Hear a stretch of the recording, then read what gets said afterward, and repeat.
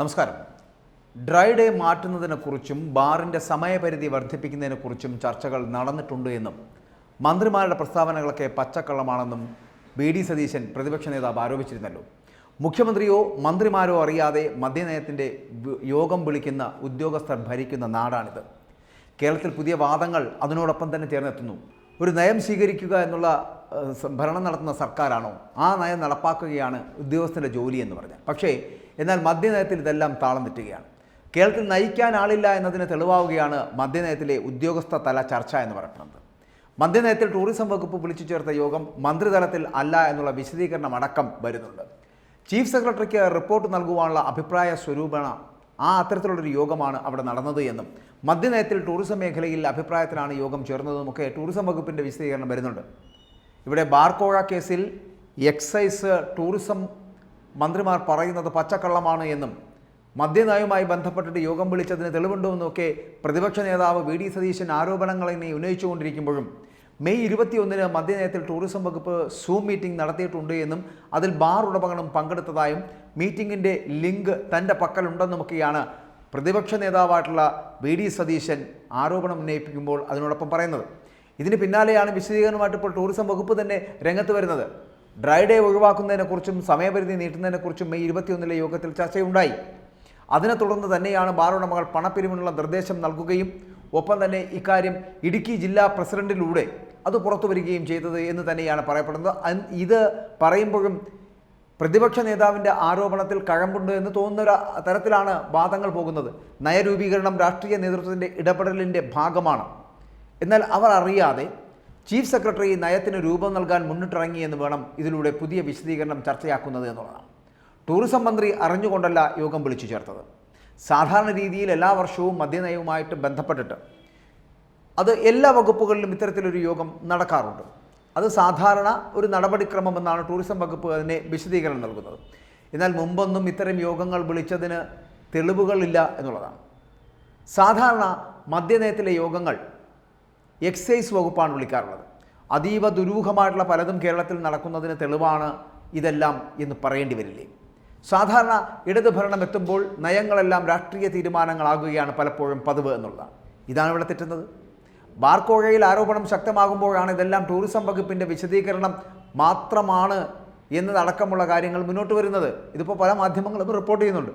മദ്യനയവുമായി ബന്ധപ്പെട്ടിട്ട് വിവിധ മേഖലകളിലെ അഭിപ്രായം അറിയാൻ വേണ്ടിയിട്ട് ചീഫ് സെക്രട്ടറിയാണ് എല്ലാ വകുപ്പ് സെക്രട്ടറിമാർക്ക് യോഗം വിളിച്ച് നിർദ്ദേശം നൽകിയത്, അങ്ങനെ വിളിക്കാൻ വേണ്ടി നിർദ്ദേശം നൽകിയത് എന്നാണ് പറയുന്നത്. ചീഫ് സെക്രട്ടറിയുടെ നിർദ്ദേശപ്രകാരം അതിലെ വകുപ്പ് സെക്രട്ടറിമാർ അവരവരുടെ വകുപ്പുകൾക്ക് കീഴിൽ അഭിപ്രായ സ്വരൂപണത്തിൻ്റെ ഭാഗമായിട്ട് അവരുടെയൊക്കെ മേഖലകളിൽ വരുന്ന ആളുകളെ വിളിച്ചു ചേർത്തുകൊണ്ടൊരു യോഗം ചേരും. ഇതിൻ്റെ ഭാഗമായിട്ടാണ് ടൂറിസം വകുപ്പ് സെക്രട്ടറിയുടെ നിർദ്ദേശപ്രകാരം ടൂറിസം ഡയറക്ടർ യോഗം വിളിച്ചു ചേർക്കുന്നത്. അതും സൂം മീറ്റിംഗ് ആയിരുന്നു. ബാർ ഉടമകളടക്കം ഇതിൽ പങ്കെടുത്തിരുന്നു എന്നുള്ളതാണ്. ഇതിൽ മന്ത്രിയുടെ ഇടപെടലോ നിർദ്ദേശമോ ഒന്നും തന്നെ ഇല്ല എന്ന് ടൂറിസം വകുപ്പ് തന്നെ വിശദീകരിക്കുകയും ചെയ്യുന്നുണ്ട്. മദ്യനയത്തിൽ ഒരു ചർച്ചയും നടന്നിട്ടില്ല എന്ന് എക്സൈസ് മന്ത്രി എം.പി. രാജേഷ് വിശദീകരിക്കുന്നു. അങ്ങനെ കൈ കഴുകുകയും ചെയ്യുന്നുണ്ട്. പിന്നാലെ ടൂറിസം മന്ത്രിയായിട്ടുള്ള മുഹമ്മദ് റിയാസും ഇത്തരത്തിൽ തന്നെയാണ് പ്രതികരണം നടത്തുന്നത്. തങ്ങളറിയാത്ത ഒരു പരിപാടിയാണ് നടക്കുന്നതെന്ന്. തൊട്ടുപിറകെ ടൂറിസം വകുപ്പിൻ്റെ നടന്ന യോഗത്തിൻ്റെ മിനിറ്റ്സ് പുറത്തു വരുന്നു.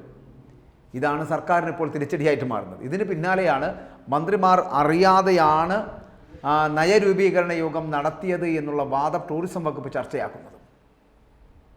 അതായത് ഈ സൂം മീറ്റിംഗ് വഴി നടത്തിയ യോഗത്തിലെ അഭിപ്രായം ടൂറിസം ഡയറക്ടർ ടൂറിസം സെക്രട്ടറിക്ക് കൈമാറും. ഇത് ചീഫ് സെക്രട്ടറിക്ക് കൈമാറും. ഇതാണ് നടപടിക്രമമെന്ന് തന്നെയാണ് ടൂറിസം വകുപ്പ് വിശദീകരിക്കുന്നത്. അതായത് പെരുമാറ്റച്ചട്ടം മാറിയാൽ ഉടൻ തന്നെ മദ്യനയത്തിൽ മാറ്റം വരുത്താമെന്നാണ് ഈ ടൂറിസം യോഗത്തിൽ പറഞ്ഞത് എന്നാണ് പ്രതിപക്ഷ നേതാവ് അടക്കം പറയുന്നത്. പക്ഷേ പ്രതിപക്ഷ നേതാവിൻ്റെ ആരോപണം ആണെങ്കിൽ കൂടി അത് നടന്നിട്ടുണ്ട്.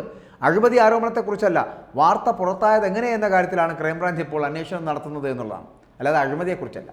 സർക്കാരിനെതിരെ അഴിമതി ആരോപണം വരുമ്പോൾ അഴിമതി പുറത്താകാനിടയായിട്ടുള്ള സാഹചര്യങ്ങളെക്കുറിച്ച് മാത്രമാണ് അന്വേഷണം നടക്കാൻ തീരുമാനിച്ചത്, അല്ലെങ്കിൽ അന്വേഷണം നടക്കുന്നതെന്ന്. എവിടുത്തെ രീതിയാണ് ഇത് എന്നാണ് നമുക്കും മനസ്സിലാകാത്തത്. പ്രതിപക്ഷത്തിൻ്റെ മാത്രം ആരോപണമില്ല, ഇതെല്ലാം കണക്കിലെടുത്താണ് മന്ത്രിമാരെ വിവാദത്തിൽ നിന്നും മാറ്റി നിർത്തുവാനുള്ള ടൂറിസം വകുപ്പിൻ്റെ നീക്കമെന്ന് പറയപ്പെടുന്നത്. അത്തരത്തിലൊരു നീക്കം നടക്കുമ്പോൾ ഇവിടെ സൂപ്പർ മുഖ്യമന്ത്രി ആകുന്നത് ആരാണ്? ചീഫ് സെക്രട്ടറിയാണോ, സെക്രട്ടറിമാരാണോ, ഈ IAS ഇവിടെ ഭരിക്കുന്നത് എന്ന് തോന്നിപ്പോകും. അങ്ങനെ IAS ഭരിക്കുന്ന ഒരു സംവിധാനത്തിന് കീഴിലാണോ നമ്മുടെ രാജ്യം മുന്നോട്ട് പോകുന്നത്, നമ്മുടെ സംസ്ഥാനം മുന്നോട്ട് പോകുന്നത്? ഇവിടെ ഒരു മന്ത്രിയുണ്ടോ അല്ലെങ്കിൽ മുഖ്യമന്ത്രിയുണ്ടോ? മുഖ്യമന്ത്രിയുമായി ബന്ധപ്പെട്ട് വരുന്ന കാര്യങ്ങളിൽ തീരുമാനങ്ങൾ എടുക്കാറുണ്ടോ? ഒരു നയരൂപീകരണം സംവിധാനം ഉണ്ടാക്കാറുണ്ടോ? ഇടതുപക്ഷം ഭരിക്കുമ്പോൾ രാഷ്ട്രീയ തീരുമാനങ്ങളാകുന്ന വിഷയങ്ങൾ പോലും നയരൂപീകരണമായി മാറുന്ന തരത്തിലേക്ക് എത്തപ്പെടുന്നുണ്ട് എങ്കിൽ അത് എങ്ങനെയാണ് സംഭവിക്കുന്നത്?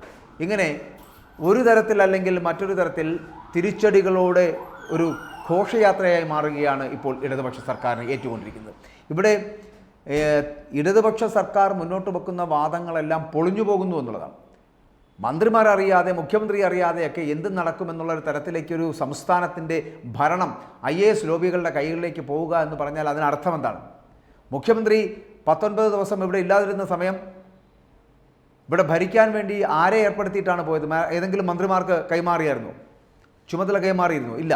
പകരം അതുപോലത്തെ ചീഫ് സെക്രട്ടറിയാണ് കൈകാര്യം ചെയ്തിട്ടുണ്ട്. അപ്പോൾ സൂപ്പർ മുഖ്യമന്ത്രിയായി മാറി എന്ന് എപ്പോഴോ തോന്നിയ, ഈ മുഖ്യമന്ത്രിയായി മാറിയെന്ന് തോന്നിയ ചീഫ് സെക്രട്ടറിക്ക് സ്വന്തം അധികാരപരിധികൾ എന്താണെന്ന് മനസ്സിലാക്കണ്ടേ? ജനാധിപത്യ സംവിധാനത്തിലൂടെ അധികാരത്തിലെത്തപ്പെടുന്നവർ നിലയ്ക്ക് നിർത്തണം ഇതുപോലുള്ള ഉദ്യോഗസ്ഥന്മാരെ. അത് ഏത് തരത്തിലുള്ള ഉദ്യോഗസ്ഥനാണെങ്കിലും. IASകാർക്കൊന്നും കൊമ്പൊന്നുമില്ലല്ലോ. അതുകൊണ്ട് IASകാരെ പോലുള്ളവരെ നിലയ്ക്ക് നിർത്തേണ്ടതിൻ്റെ ആവശ്യകതയുണ്ട്. ഇല്ലെങ്കിൽ അതിനർത്ഥം ഇവിടുത്തെ മന്ത്രിമാർക്ക് പിടിപ്പുകേടാണ്, കഴിവില്ല എന്ന് തന്നെ പൊതുജനം വിശ്വസിക്കുകയും ചെയ്യും.